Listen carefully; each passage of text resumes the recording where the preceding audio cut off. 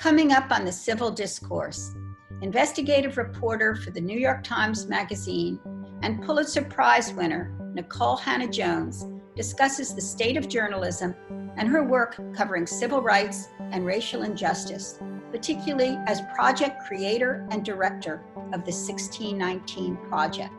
What I envisioned was a massive project at the New York Times that was going to force us to examine the legacy of one of America's foundational institutions, but one that has been treated as marginal to the American story, which is slavery.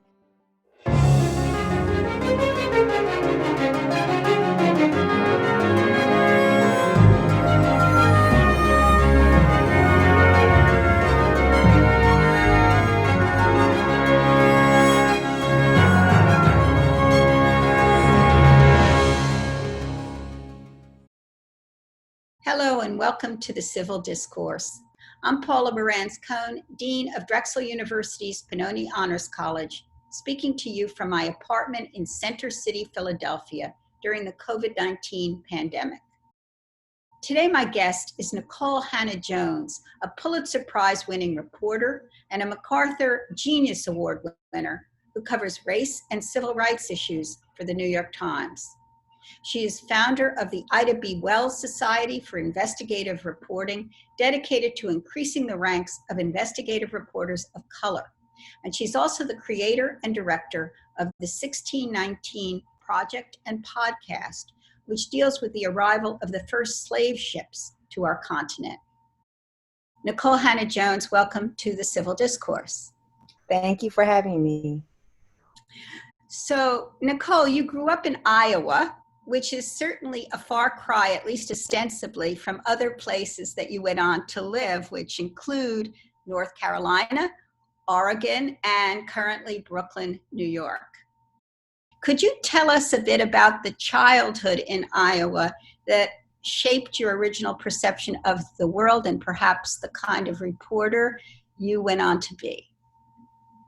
Sure. One of the first things people often say when they hear I'm from Iowa is, I didn't know there were any Black people in Iowa. But as I always say, there are Black people everywhere in this country. And my hometown was on the route of the Illinois Central Railroad, which many Black people took from Mississippi to Chicago during the Great Migration. And Waterloo, Iowa was a stop on that railroad. And a lot of Black folks got off there to work in the beef packing plants and to work for the railroad and John Deere. And I'm a child of that migration. So my hometown is a working class, racially mixed town. And I grew up on the Black side of town, which had been redlined by the federal government. And starting in the second grade, my parents opted me into a voluntary school desegregation program that sent myself and my sisters across the bridge each day to attend white schools outside of our neighborhood. And I would say that growing up in that community and having that experience of busing really very early on helped me see the actual landscape of inequality. I saw the landscape of inequality through the windows of my bus, where I left a mostly Black school that was a few minutes from my home, and I began to travel an hour each way to schools outside of my neighborhood that were heavily white.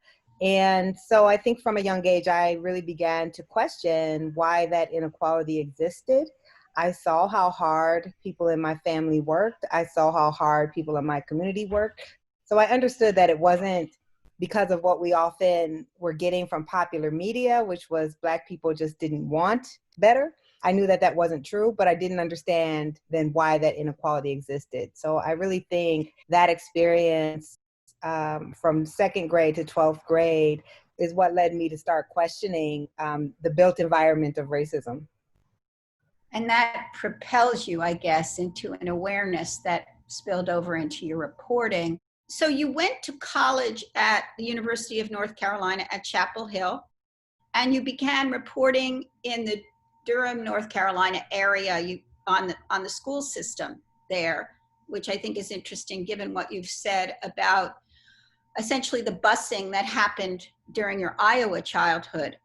Can you tell us a bit I guess I want to know about that experience reporting on the schools, but even more, your sense of the difference between the South and the Midwest. If you can sketch that, if you felt there was a difference, or in fact, if you felt there wasn't so much of a difference. Yeah, so I did my graduate studies at the University of North Carolina, and my that's where I majored in journalism. My first job was covering a racially segregated, very unequal public school system. It wasn't that I was particularly interested in covering education. That was just the first job that I was offered. And it was right around the time when the penalty phase of No Child Left Behind was starting to kick in. And, No Child Left Behind was the Bush era law that was going to use very strict accountability standards to try to close the racial achievement gap. And it gave schools a couple of years to turn around, and then it would start to punish those schools through various ways. So I was starting to cover education in this highly segregated district, right at schools that were serving kids who were 90% Black and sometimes 98% living in poverty, and how they were being punished because they weren't miraculously getting the test scores that white schools were getting. So immediately, I jumped into education reporting, understanding the centrality of race. So I started writing about school segregation and learning a lot about school segregation and how it was created. And the more data and research I had, the more I realized that the South was not different from the North in the ways that we had been taught. As I started looking at the data, I started to see that the most segregated school districts were actually not in the South, and the most segregated communities were not in the South. And as someone who grew up in the North, of course, we all have been taught that the real problem with racism is the South, and the real problems of segregation were the South. And instead, I was looking at communities and schools that were actually far more integrated and had been far more integrated than Northern schools for several decades. What you had in the South was a level of intimacy between Black and white people that you didn't have in the North because of how rigid housing segregation was. And so in the North, there's this old adage that in the South, white people wanted you close if you were Black, but you dare not go too high. And in the North, white people didn't care how high you went as long as you weren't too close. And that ended up being interesting paradox. Yeah. Exactly. Yeah. And I found it to be very true that living in the South was much more integrated than in the North, and that anti-Blackness actually knows no regional boundaries in the United States, that it may show up in different ways, but it is prevalent and vast no matter what part of the country you live in. You are very hard pressed in the North to find a school that's 70% Black and 30% white. Once a school starts getting more than 30% Black, you start to see large numbers of white students leaving those schools altogether. So you find that schools are far more uneven in the North. Yeah. Do you still think it is a more healthy situation than the 90%? I mean, I don't know if healthy is the right word, but there's more potential there for something better? Yeah, it really varied strongly by the school, but as we know, racial hierarchy is very adaptable. White supremacy is very adaptable. So even in a lot of schools that were racially integrated in the building, they weren't racially integrated in the classroom. Yeah. And so many of these schools were highly tracked, which meant all of your advanced placement, your college prep classes were almost entirely white, and Black kids tended to be in general ed. And so you didn't see the levels of integration in the classroom as much, but certainly on sports teams, on extracurricular activities in the cafeteria, you saw more interaction. There is no perfect system in this country, unfortunately. Yeah. White people have long fought to maintain advantage and separation, and have managed to do that often even in racially integrated schools. But the key difference, I think, is even if there is this abysmal segregation within integrated schools, when you don't have a complete withdrawal of white parents and therefore middle-class parents from these schools, then you don't have that lack of resources that characterizes 90% poverty schools. You still have parents who have power and resources in the same schools. And so that leads to better resources for all students. Right. And I guess resources and proximity so that people do in some ways, maybe not in the numbers that they should, get to know people or rub up against people who are different, opposed to never seeing somebody who's different. For sure. You moved to New York City to work on the New York Times, which is, for a reporter, that is the promised land, right? And to get a job at the New York Times, I imagine, was exciting. Yeah, so I actually moved to New York to work at ProPublica, and then worked at ProPublica for a little more than 3 years, and then got recruited to come to the Times. I didn't have an easy or a predestined route to the New York Times. I started off at a small twice weekly newspaper and worked my way up from small newspaper to mid-sized newspaper to slightly larger newspaper before I got hired at ProPublica as investigative reporter, and then was recruited to the New York Times. I actually never applied to work at the New York Times. It just wasn't, I guess, I don't want to say I wasn't that ambitious, but I just didn't think the New York Times was a place where I would ever be hired or where I would ever be able to do the type of work that I wanted to do. So it wasn't even a place I ever aspired to, frankly. So when I was recruited to come there, it was, it was an amazing feeling, but also I was very nervous because far more important than being able to put a certain place on the resume to me was being able to do the work that I got into journalism to do. And I was afraid that a person like myself, both in character and in the type of reporting I wanted to do, that I wouldn't fit into a place like the New York Times, that it would be too rigid for me. And I have been able to do some of the best journalism of my career here and have had, a profound level of support from the institution. That's good to know. It's interesting when you were talking about how you got to the Times through these various other publications.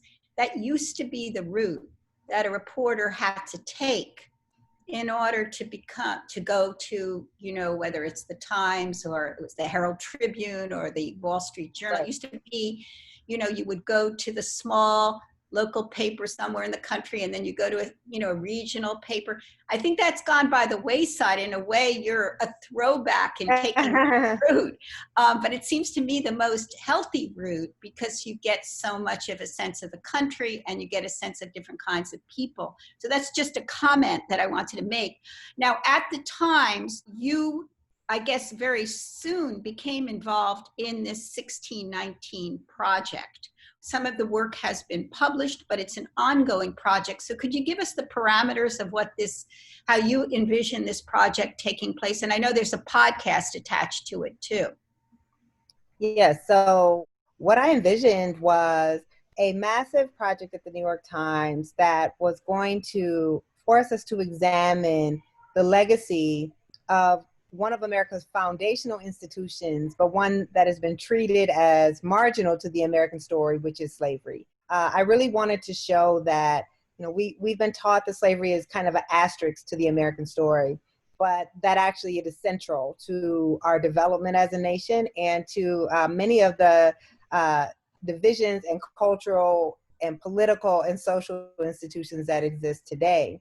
So it was taking an opportunity of the 400th anniversary, which of course most Americans had no idea about the year 1619. They didn't know that slavery began here in that year. That early, yeah. Exactly. What does it mean that slavery predated the founding of our country by 150 years?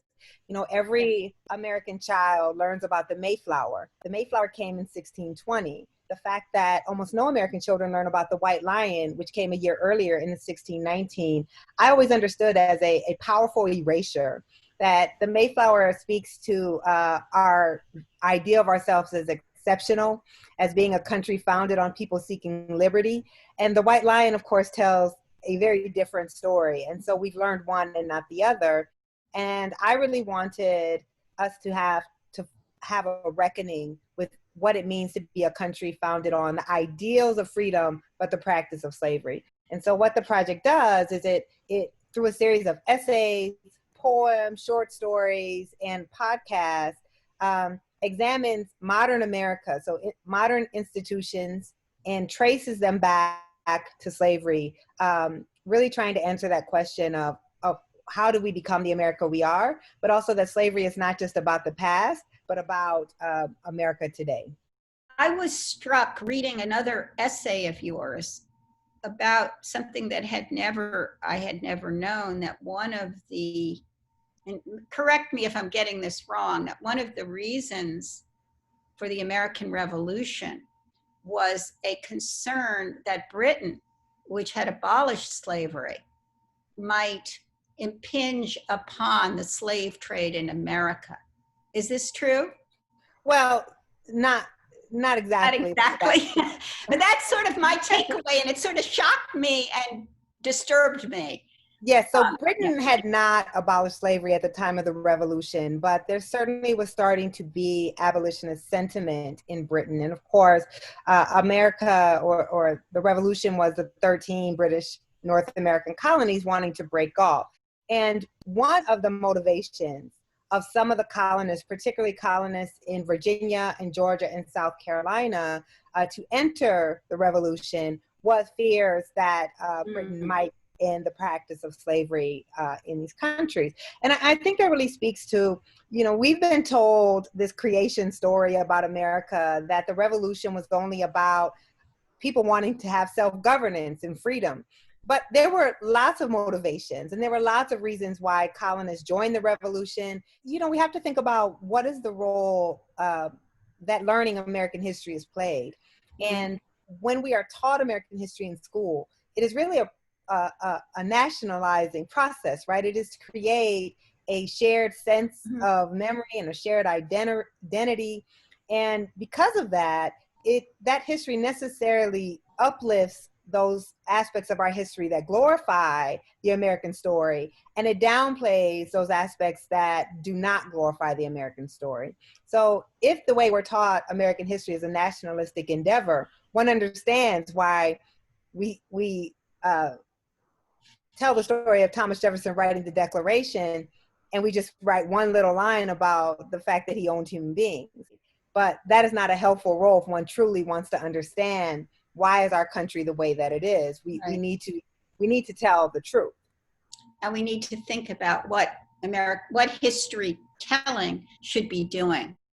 That brings me to your partnership with Oprah Winfrey, with the 1619 Project. She is involved with it, and I think that raises the profile and the potential for dissemination of these ideas hugely. Could you talk a little bit about how that came about and what you see will derive from it? The partnership is with Lionsgate, and Oprah Winfrey also signed on with Lionsgate to help work on the 1619 Project. When the 1619 Project published and in some ways kind of blew up the world, we got a lot of response from filmmakers and others in TV and film who thought that we could get this message out to a much larger audience if we went into those areas. And I agreed, and the New York Times agreed. So we talked to a lot of different production companies and studios, and really tried to find one that was held our similar commitment, because the most important thing to me was that we didn't dilute the work of the project and the message of the project, and that we adhere to the same rigorous standards, because people have responded to the project because we were unflinching, because we weren't worried about making people comfortable. So we felt that Lionsgate best understood that, and Oprah's involvement, she was very moved by the project, very interested in working on the project. And I thought it would be really important to have a powerful Black executive in the room when decisions were being made about this project on slavery. And so that's how Oprah came to be involved. I want to talk about the cover story for the New York Sunday magazine, in which you wrote about reparations to African Americans, the descendants of enslaved people in this country.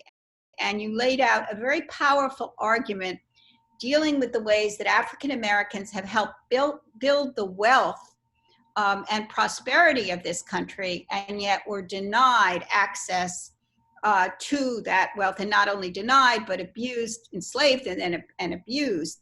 And you do make a very powerful case. I know something is going on in Asheville, North Carolina, an effort to do this. Can you describe what's going on there and tell me whether you think that's a good model for expanding it further across the country? Yeah, so I actually do lay out, not in great detail, but my ideas on how reparations would work. And it's based in part on Duke economist William Sandy Darity's book, From Here to Equality. But I believe that reparations should be cash payments. The cash payments should be around the amount of the racial wealth gap. So the racial wealth gap between Black and white households is about $170,000. I believe also that you should have, along with cash payments to the descendants of American slavery, strong and rigorous enforcement of our civil rights laws, and also investment in historically under-resourced and segregated Black communities and Black schools.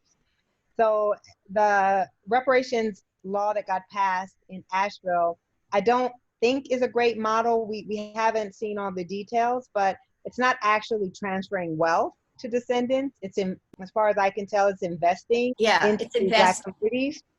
What I worry about that is we can look at what has happened with similar kind of geographic-based programs, for instance, opportunity zones, is that anyone in those areas then can receive those reparations, and oftentimes they actually don't help Black people. So if we look at the opportunity zones, it's been a lot of wealthy investors. It's been a lot of people who are not the low income people who have lived in those communities who have received that.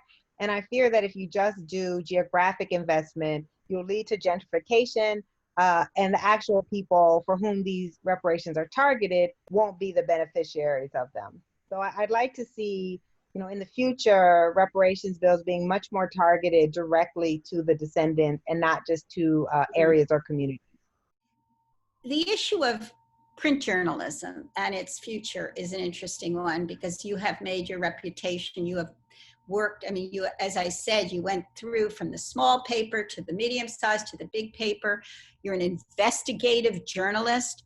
And yet these are things under siege in our country right now. And one of the things you're trying to do is get more people of color involved in investigative journalism at a time when that kind of journalism and the kind of journalism in general that is connected to it, print journalism, is on the wane or being really diminished because of broadcast journalism and online sound bites and Twitter and so forth.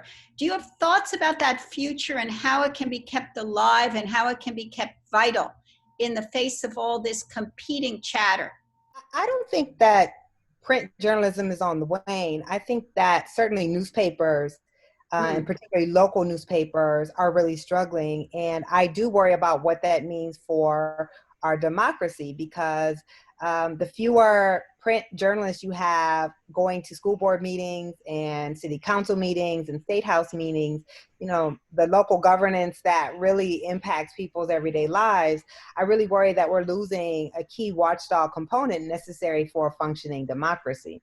So that does worry me. I don't think, however, that print writ large is dead. I think we're seeing just a further democratizing. There are more places than ever to get your news, which means people have more access. I think having more is not necessarily a bad thing. I do think, we also need to maintain certain standards and quality, which becomes harder and harder, I think, in the age we're living in.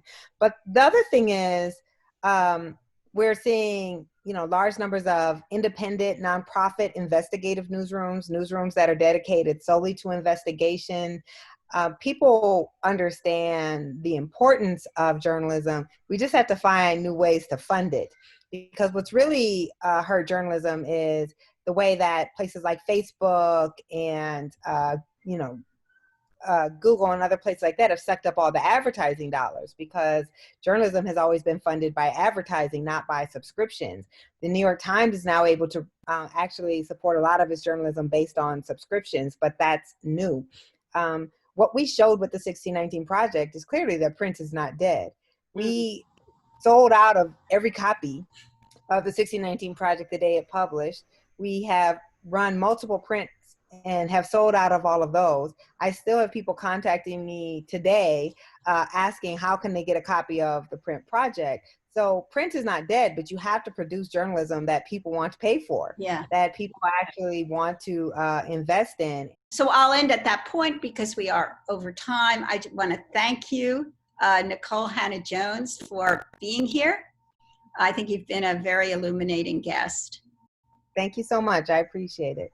And thank our audience here today for being with us at the Civil Discourse.